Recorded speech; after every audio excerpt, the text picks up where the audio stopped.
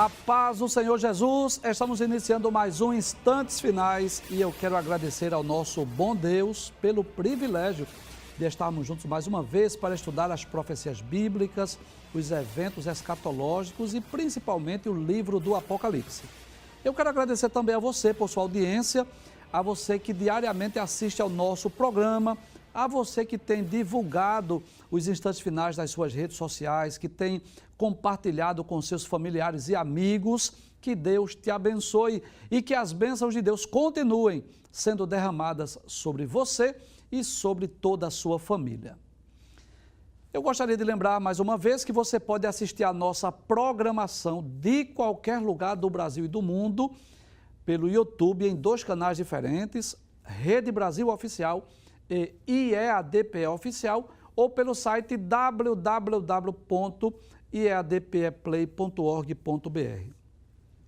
Se você desejar entrar em contato conosco, enviar a sua mensagem, a sua pergunta, a sua crítica, a sua opinião, a sua sugestão sobre o programa, anote aí o número 994661010. Se você está acompanhando diariamente os Instantes Finais, você sabe que nós estamos estudando as 7 cartas que foram enviadas às igrejas da Ásia. Nós já estudamos 6 e no programa anterior nós demos início ao estudo da 7ª carta que foi enviada à igreja de Laodiceia. Vamos recapitular? Não é? Nós fazemos isso diariamente, nós sempre recapitulamos, nós relembramos o que vimos, que é uma forma de você comprovar, não é? Você reforçar o aprendizado, você relembrar, rever aquilo que já vimos, porque fica até mais fácil, né? A compreensão do assunto. E se por alguma razão, se por algum motivo você não pôde assistir o programa, você pelo menos tem uma ideia daquilo que foi estudado no programa anterior. Então, vamos relembrar o que vimos. Primeiro, nós dissemos que o nome Laodiceia significa justiça do povo, e essa cidade foi fundada por volta do ano 250, mais ou menos, antes de Cristo, e que recebeu esse nome exatamente porque Antíoco II tem uma esposa chamada de Laodice, e em homenagem à sua esposa, Laodice, ele colocou o nome dessa cidade Laodiceia. Inclusive, você vai ver nesta e em outras imagens que nós vamos demonstrar, as ruínas dessa grande, essa rica cidade que existiu lá nos tempos, nos dias de João, no final do 1º século da era cristã. Vimos também no programa anterior, inclusive está aí alguma imagem de turistas que estão visitando hoje as ruínas, né? Nós dissemos ontem que as pessoas que vão lá para a Turquia podem ir não só na ilha de Patmos, mas também nessas 7 cidades onde encontram-se essas gigantescas colunas que estão ainda lá erguidas, como uma comprovação que realmente essa cidade existiu nos tempos antigos. E a cidade de Laodiceia era uma cidade importantíssima, porque ela tinha uma posição geográfica privilegiada, onde ficava no meio das grandes rotas comerciais. Havia muitas pessoas que passavam por Laodiceia das suas rotas comerciais para compra e venda de produtos, né? Falamos também no programa anterior sobre 4 características da cidade de Laodiceia. Primeira característica, era uma das cidades mais ricas do mundo, tão rica que quando ela foi abalada por terremotos, não precisou da ajuda de Roma para reerguê-la, para ser reconstruída. Havia muitos bancos, muitos milionários naquele período lá em Laodiceia. Agora, isso trouxe um problema. Tornou os seus habitantes orgulhosos. Eu expliquei aqui, nós explicamos no programa anterior, que o problema não é a riqueza em si. O problema não é ter dinheiro. Não, esse não é o problema. O problema é quando o dinheiro é adquirido de forma desonesta, que não era o caso de Laodiceia. O problema é quando a pessoa se torna avarenta, passa a amar, o apego ao dinheiro. Isso é uma tragédia na vida de qualquer ser humano e principalmente do cristão. Ou quando o homem se torna orgulhoso, soberbo, porque é rico, né? Quando alguém, crente ou não, cristão ou não, ele, pelo fato de ter bens materiais, poder aquisitivo, pensar, seria uma loucura, pensar que nós não precisamos de Deus. E nós dependemos sim de Deus, porque tudo que temos ou que somos provém dele. A segunda característica da cidade de Laodiceia, nós vimos também no programa anterior, é que ela era riquíssima e famosa também por causa de uma lã especial que produzia. Havia fábrica de roupa. Era uma espécie, né, de, vamos dizer assim, de detentora da moda naquele tempo.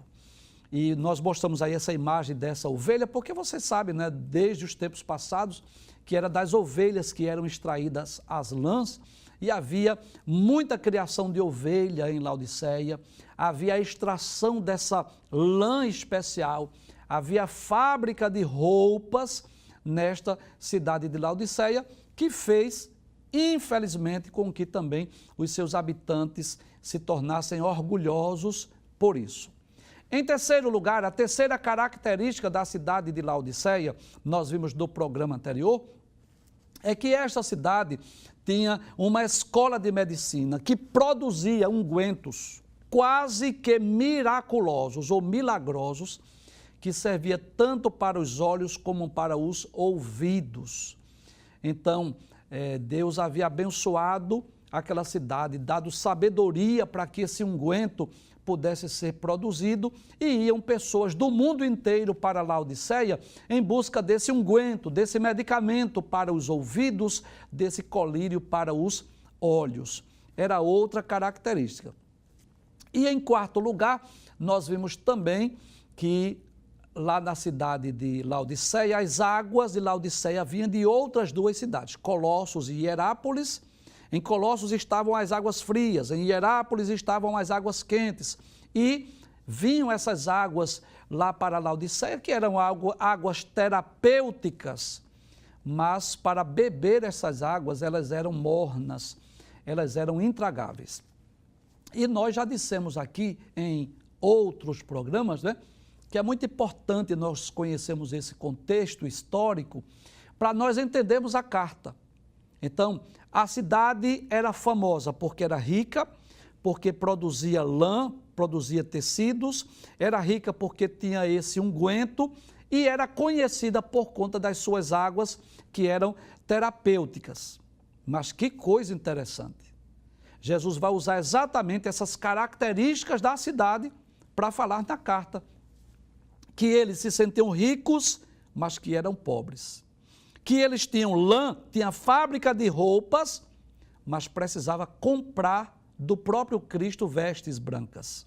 Que eles tinham o unguento, o colírio para os olhos, mas que estavam cegos. Precisavam comprar o colírio a Cristo.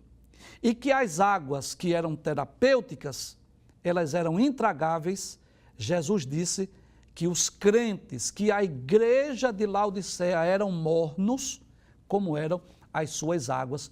Nós vamos perceber isso quando nós estivermos estudando o conteúdo dessa carta, que você já sabe, está no capítulo 3, versículos 14 a 22 do livro do Apocalipse. Também nós falamos um pouco sobre a carta. O que foi que vimos sobre a carta? Que das 7 é a única carta que não recebe elogios. Interessante isso. Jesus sempre via, sempre procurava alguma virtude naquela igreja para elogiar. Inclusive, eu posso dizer algo interessante aqui. Paulo aprendeu com Jesus. Quando Paulo escreve as cartas, as suas epístolas, Paulo sempre elogiava alguma coisa na cidade, na igreja. Ou a fé, ou o amor, a perseverança, enfim. E nós vamos perceber que isso é uma característica das 7 cartas. Jesus sempre está elogiando alguma virtude, ou o amor, a fé, o serviço, a perseverança, enfim. Mas para a carta de Laodiceia, infelizmente, Jesus não viu motivos para elogiar. Não havia nada naquela igreja que merecesse um elogio de Cristo. Mas, por outro lado, como se não bastasse isso, como se não bastasse o fato da igreja não receber elogios de Cristo, é exatamente onde Jesus é mais enfático, né? Onde a repreensão é mais drástica. E você vai compreender isso pelo estado espiritual da igreja de Laodiceia. E Iniciamos também o estudo da carta, mas só explicamos um versículo, que foi o versículo 14. Nós dissemos que Jesus se manifesta, né, se revela, envia essa carta ao anjo da igreja, você já sabe disso. Não é um ser angelical, mas o obreiro responsável. Não sabemos quem era o líder dessa igreja, mas lemos vários textos aqui na carta aos Colossenses, onde Epáfras, que era um companheiro de Paulo, foi líder dessa igreja e possivelmente foi um dos fundadores da igreja também. E também nós vimos que Jesus se manifesta, se revela àquela igreja com 3 títulos. Jesus diz que é o Amém, Jesus diz que é a testemunha fiel e verdadeira e o princípio da criação de Deus. Nós já explicamos. Quando Jesus diz que é o Amém, é a comprovação, a confirmação da palavra de Deus, porque a palavra Amém significa isso, assim seja. Quando Jesus diz que é a testemunha fiel e verdadeira, porque Jesus viu e ouviu do próprio Pai, do próprio Deus, ou das coisas celestiais, ou até mesmo da condição da igreja de Laodiceia, Jesus sabia, viu todas as coisas. Então ele poderia dizer que é a testemunha fiel e verdadeira, que nós podemos crer, que nós podemos acreditar, que nós podemos dar crédito e que nós não precisamos temer ou duvidar das suas palavras. E explicamos também que quando Jesus diz que é o princípio da criação de Deus, Jesus não está dizendo, sob hipótese alguma, que é um ser criado, que foi criado por Deus. Não, Jesus é eterno. Nós lemos aqui vários textos ontem que nos mostram, né, que Jesus já existia antes mesmo que Deus criasse os céus e a terra. Então, o que significa essa expressão, o princípio da criação de Deus? Significa que ele é criador, o soberano da criação. Nós vimos isso em outras versões. E nós lemos em João capítulo 1, versículo 3 e versículo de número 10, que João deixa bem claro no seu evangelho, que todas as coisas foram criadas por ele, por Cristo, e sem ele nada do que foi feito se fez. Então, vimos apenas o versículo de número 14 e hoje nós vamos dar continuidade ao estudo dessa carta e vamos estudar 2 versículos hoje, os versículos 15 e o versículo de número 16. Se você tem uma Bíblia, esteja com a sua Bíblia em mãos. E se você não tem, por alguma razão, você não pode dispor de uma Bíblia, você pode acompanhar aí na tela, porque a equipe de arte preparou aí algumas telas com texto bíblico para facilitar a sua visualização e a sua compreensão do texto. Vamos para o versículo 15, veja o que diz. Eu sei as tuas obras. Bem, você sabe, era comum em todas as cartas, Jesus sempre diz isso, que conhecia as obras da igreja. Isso revela não só a sua onipresença e a sua onisciência, mas revela também que as nossas obras, todas elas estão registradas diante dele. Tanto obras boas quanto obras más, né? Ele conhece não apenas as nossas ações, Jesus conhece também as nossas intenções, ele conhece tudo. Não existe nada, absolutamente nada, que Jesus não saiba, que Jesus não veja ou que Jesus não conheça.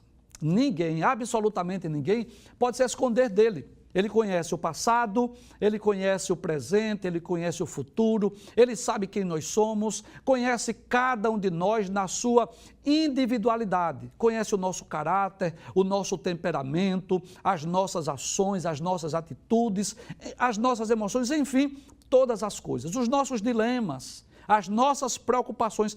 Jesus conhece até mesmo os nossos pensamentos. E como nós já dissemos em outros programas, em programas anteriores, para quem pratica boas obras, para quem faz coisas corretas, coisas boas, isso é uma palavra de conforto, né?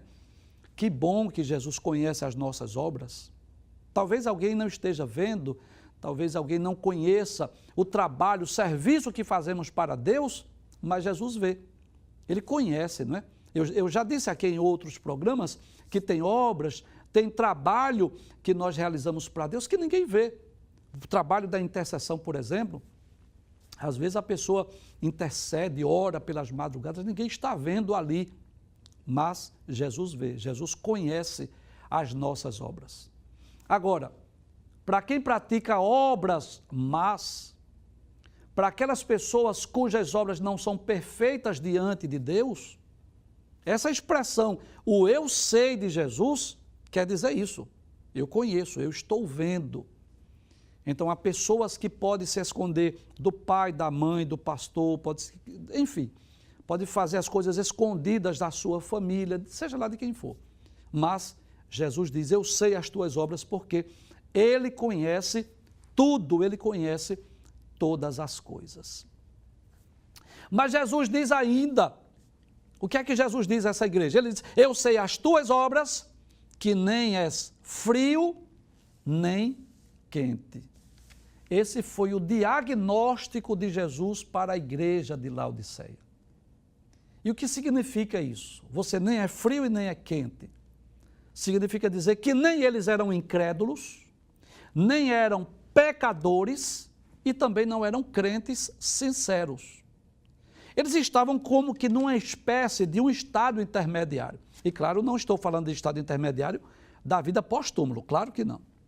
Mas é como se nem eles estivessem no mundo, também não estavam servindo a Deus com fidelidade, com sinceridade. Né? Essa, popularmente falando, estava em cima do muro, cocheando entre dois pensamentos, ou servindo a dois senhores. Eu não creio, não acredito que Jesus estava se referindo a 3 tipos de crentes. Muitas pessoas, ao lerem esse texto, essa expressão de Jesus, quando Jesus diz assim, eu sei as tuas obras, que nem és frio nem quente, às vezes as pessoas pensam que Jesus está falando sobre 3 tipos de cristãos. O cristão que é frio espiritualmente, o cristão que é morno espiritualmente e o cristão que é quente. Como se fosse fervoroso ou espiritual. Mas eu não creio nisso. Jesus não estava falando sobre 3 tipos de crentes, o frio, o quente e o morno. Não. Jesus estava falando sobre 3 tipos de pessoas, não 3 tipos de crentes. Aí você talvez pergunte, como nós podemos saber disso, professor? Ora, se houvesse 3 tipos de crentes, ou se Jesus estivesse se referindo a esse texto, é melhor. Eu posso até dizer que esses 3 tipos de cristãos existem.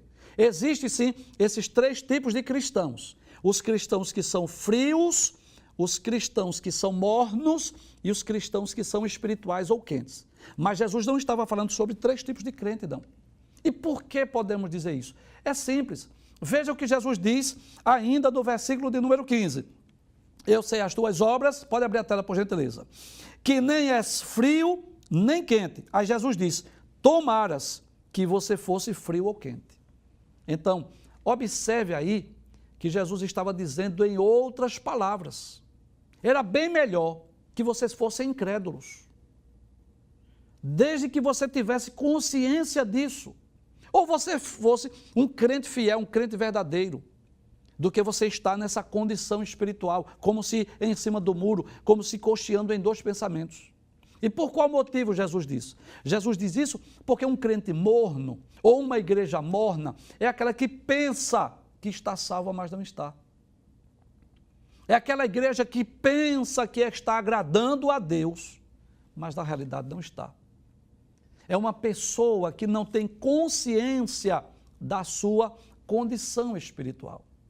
É como se as pessoas estivessem pensando uma coisa, quando na realidade diante de Cristo são outras. Então observe, se Jesus estivesse falando para 3 tipos de crente, de cristãos, o cristão frio, o cristão morno e o cristão quente ou espiritual ou avivado, não tenham dúvida disso, que é melhor ser morno do que frio. Se eu estivesse falando, ou se Jesus estivesse se referindo a 3 tipos de cristãos, é melhor ser um cristão morno do que um cristão frio.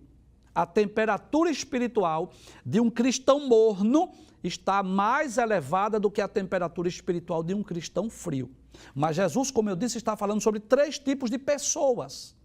Então, que tipo de pessoa representa aquele que é frio?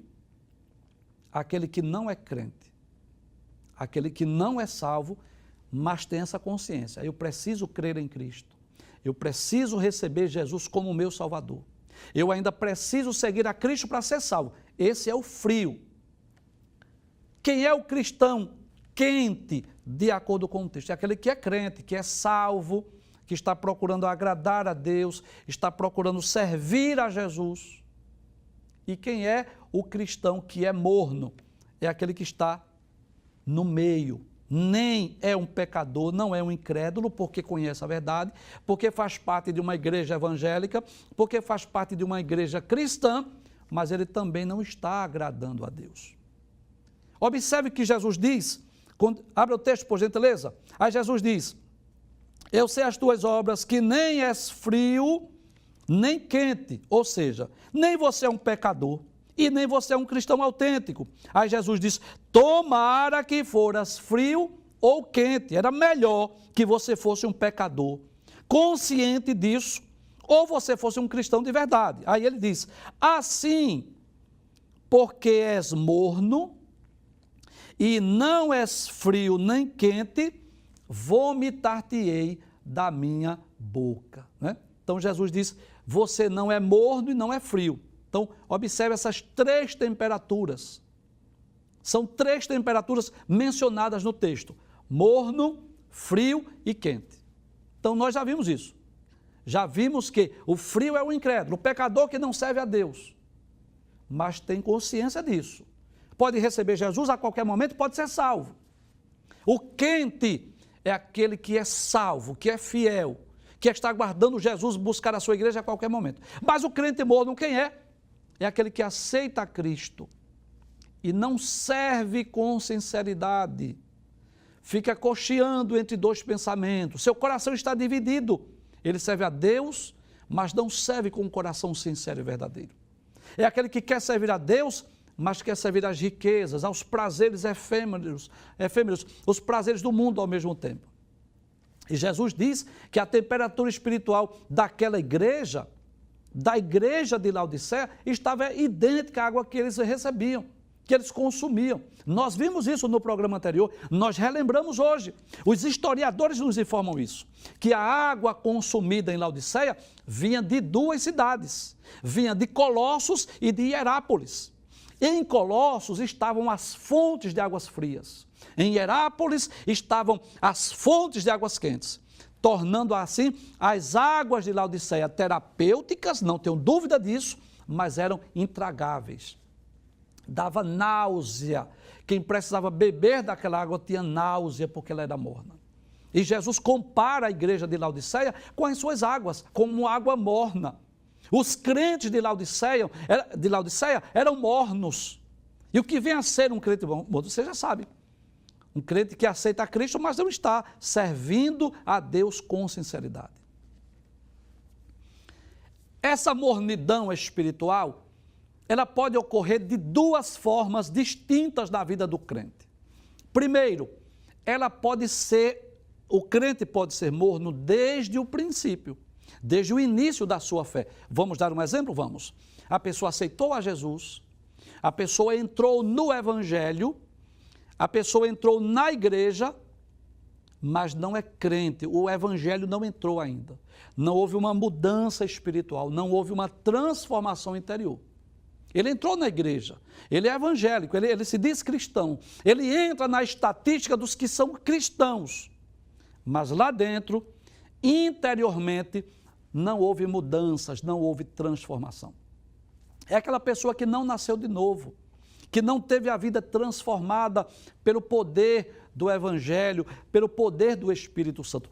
Nós já dissemos aqui em outras ocasiões que o Espírito Santo, que vem habitar em nós, Veja como é o nome dele, é Espírito, porque é um ser espiritual, e o nome dele é Santo, porque a principal obra, a principal atividade do Espírito Santo na vida do crente é promover esse novo nascimento, essa transformação espiritual, que Jesus disse a Nicodemos, que se não nascer de novo, não pode entrar no reino de Deus. O novo nascimento, a regeneração espiritual, é uma condição sine qua non, sem a qual ninguém pode ser salvo. Jesus disse a Nicodemos, capítulo 3 de João, que se não nascer de novo, não pode entrar e não pode ver o reino de Deus. Então, não basta fazer parte de uma igreja evangélica, não basta descer as águas batismais, não basta participar da Santa Ceia, não, isso é importante, mas não é tudo. É necessário nascer de novo, foi o que Jesus disse a Nicodemos. Quando Nicodemos, aquele mestre em Israel, chegou para Jesus, para o Filho de Deus, e disse assim: Rabi, bem sabemos que tu és mestre vindo de Deus, porque ninguém pode fazer esses sinais que tu fazes se Deus não for com ele. E Jesus vê o íntimo, o coração, aquele que conhece tudo, aquele cujos olhos são como chamas de fogo. Viu lá no íntimo, no coração de Nicodemos e percebeu assim: ele é religioso, mas ainda não é salvo. Aí o que é que Jesus diz? É necessário nascer de novo. Só que Nicodemos não entendeu. Nicodemos pensou que ele teria que voltar no tempo e entrar de novo no ventre da mãe. Jesus disse: não, o que é nascido da carne é carne, o que é nascido do Espírito é Espírito. Jesus estava falando dessa transformação espiritual que ocorre na vida de todo aquele que pela fé crê em Cristo e torna-se templo e morada do Espírito Santo. Então essa mornidão espiritual, ela pode ocorrer desde o início. Quando é que ocorre isso? Quando alguém entra no Evangelho, mas o Espírito Santo não entrou nele. Não houve mudanças, não houve transformação, não houve o novo nascimento. Então ele é cristão, ele é um seguidor de Jesus Cristo, mas ainda não tem a autenticidade cristã, não nasceu de novo, não é uma nova criatura. Mas a mornidão espiritual pode ocorrer de outra forma. Como assim? Pode ocorrer com alguém que foi fervoroso, que foi espiritual, que era, dentro do sentido do texto, é que era quente, salvo, que guardava a palavra, seguia Cristo, que nasceu de novo, que tornou-se uma nova criatura, que tem uma vida exemplar, mas que com o passar do tempo deixou que a vida espiritual fosse se esfriando. Ele foi esmorecendo, ele foi parando aos poucos na caminhada. Você sabe disso? Que a vida cristã, ela é comparada à vida de um atleta que está numa corrida, que está numa carreira. Paulo diz isso, primeira carta aos Coríntios, capítulo 9, versículo 24. Paulo ilustra a vida de um cristão como um atleta que está numa corrida espiritual. E o que é que ocorre muitas vezes nas competições? Você já presenciou isso? Que às vezes o atleta sai naquela disparada e todos pensam que ele vai ser o vencedor, que ele vai chegar primeiro do que os demais, só que na caminhada, naquela corrida, ele vai diminuindo os passos, ele vai se cansando, outras pessoas vão passando, daqui a pouco acontece muitas vezes de ele nem chegar, atravessar a linha de chegada. Ele para, ele desiste às vezes do caminho, ou quando atravessa, é um dos últimos, quando na realidade outrora tinha sido um dos primeiros. E como eu posso ilustrar isso na vida cristã, na vida espiritual? Eu posso ilustrar com a vida cristã, quando o crente começa bem a caminhada, quando é um cristão que gosta de orar, dedica tempo de joelhos para conversar com Deus. Quando o cristão gosta de ler a Bíblia, meditar, ler nas Escrituras. Quando o cristão sente prazer em louvar a Deus. Quando o cristão tem prazer de ir à igreja, ao templo, à casa de Deus. Quando o crente procura viver uma vida irrepreensível, guardando os mandamentos, as doutrinas bíblicas, os ensinos de Jesus e dos apóstolos. Só que às vezes, durante a sua caminhada, durante a sua jornada espiritual, esse crente vai esmorecendo na fé, vai esfriando. Ele vai deixando de orar, ele vai deixando aos poucos de ler a Bíblia, vai deixando aos poucos de adorar a Deus, vai deixando aos poucos de ir ao templo, à igreja, de se congregar, de louvar a Deus com os demais irmãos, nos cultos congregacionais. Ele vai deixando o ensino, a doutrina, a praticidade da palavra de Deus. E o que é que ocorre com esses crentes? Ele esfria. Ele que era quente, salvo, espiritual, fervoroso, como é que ele torna-se? Ele torna-se um crente morno.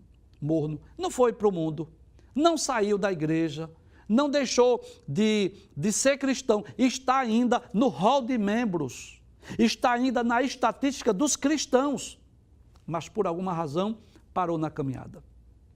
E eu diria que o momento é oportuno para falar sobre isso, porque nós estamos vivendo um período de pós-pandemia.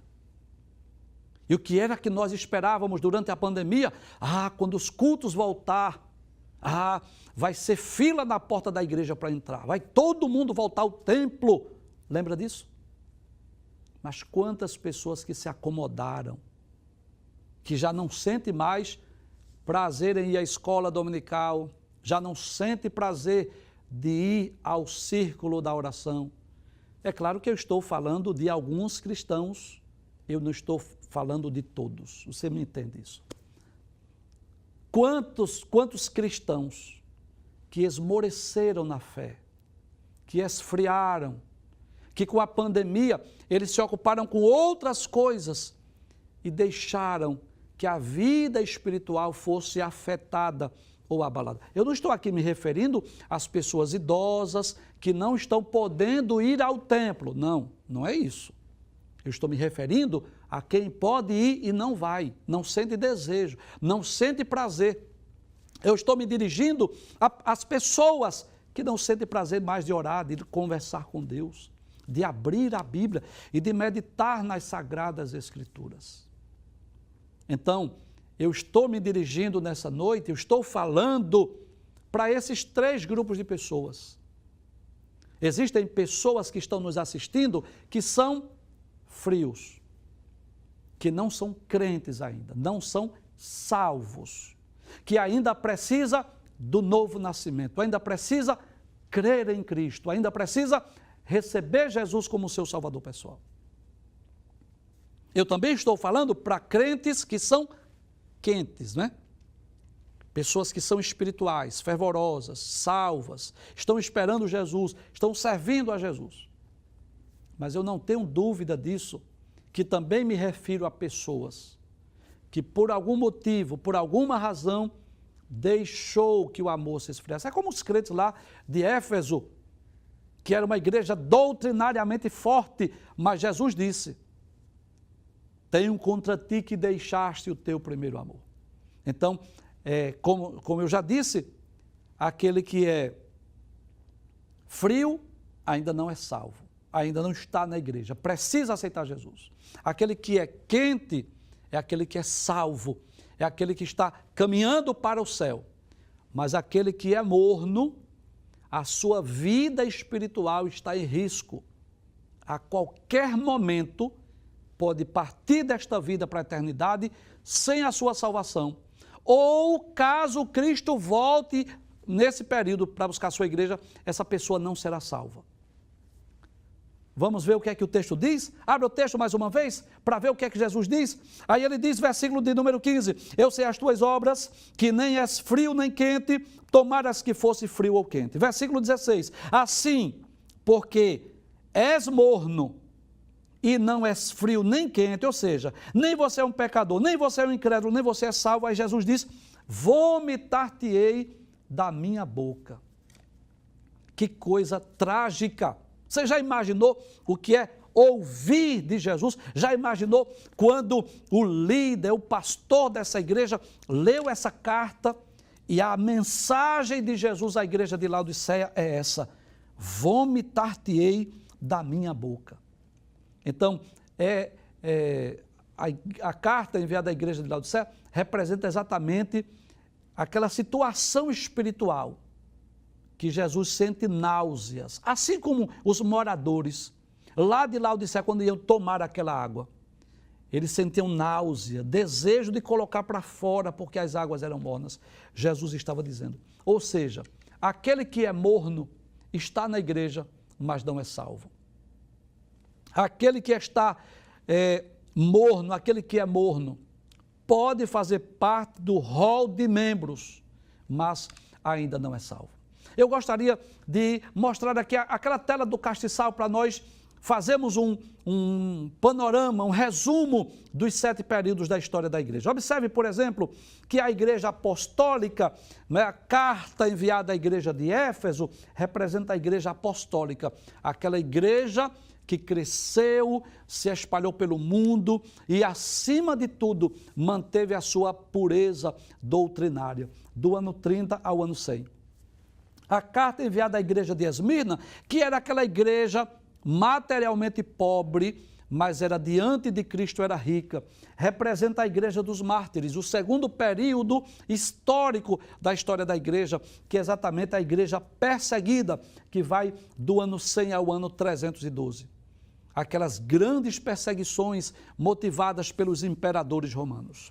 A terceira carta, que foi a carta enviada à igreja de Pérgamo, representa a igreja imperial, quando houve um casamento da igreja com o Estado. Quando Constantino tornou o cristianismo a religião oficial e muita gente passou a fazer parte da igreja, não pelo novo nascimento, mas por questões políticas e pessoais. Depois vem a igreja de Tiatira, que é a igreja da Idade Média, o pior período da história da igreja, quando a igreja mergulhou nas densas trevas espirituais, quando não havia espiritualidade nessa igreja, não é? Depois vem a igreja de Sardes, a quinta carta, que é exatamente o período da reforma protestante. Essa igreja aqui de Sardes é aquela igreja que Jesus disse que as obras não eram perfeitas diante de Deus, que tinha nome de que estava viva, mas estava morta. E aí houve a necessidade de uma reforma protestante.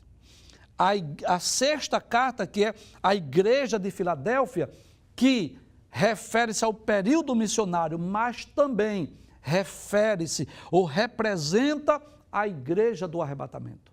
A igreja, o cristão autêntico que será arrebatado, é símbolo do crente de Filadélfia. E a igreja de Laodiceia, que é exatamente essa última, que é exatamente uma das principais características da igreja nos dias atuais ou nos tempos modernos. Representa a igreja fria, apática às coisas espirituais. Representa a igreja que é conhecida no mundo, que tornou-se famosa, conhecida do mundo, mas não está vivendo para Cristo com sinceridade. Não é crente, não é salva, não experimentou o novo nascimento. E é claro que eu não estou falando de nomes de denominações. Você sabe disso. Eu não estou me referindo à denominação A, B ou C, não, de forma alguma. Mas posso dizer que existe hoje, em nossos dias, tanto cristãos mornos, como igrejas mornas, posso dizer isso, que representam aquele grupo de pessoas que dizem ser crentes, mas não estão salvos, não estão servindo e nem seguindo a Jesus como deveria seguir.